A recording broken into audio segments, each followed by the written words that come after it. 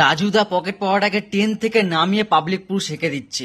রাজু বোকাচোদারাকে একটাই কথা বলবো যে তুই পরোটা বিক্রেতা ডিম বিক্রেতা মতন থাকবি, তুই কেন পার্টি পাল্লা নিয়ে পড়িস? দিয়েছে তো পুরো একদম পাবলিক মেরে পুরো সেঁকে দিচ্ছে। আর কি সাহস বলো, মন্দিরের ওপরে উঠে মাংস খাচ্ছিল, মানে এতটা বার বেড়েছিল, সামান্য কিছু ভিউসের লোভে মন্দিরের ওপরে উঠেও মাংস খাচ্ছে। এতটা জঘন্য পরিমাণে মানুষ এটা। এই মাথা মোটাটা এমন একটা মানুষ, নিজে বদনাম হচ্ছে তো হচ্ছে সামান্য কিছু ভিউসের লোভে, কিন্তু নিজের শহরটাকেও পুরো বদনাম করে দিচ্ছে। আর দেখো চোখের অবস্থাটা দেখো, এমন মার মেরেছে চোখের কোলে পুরো কালো স্পট পড়ে গেছে।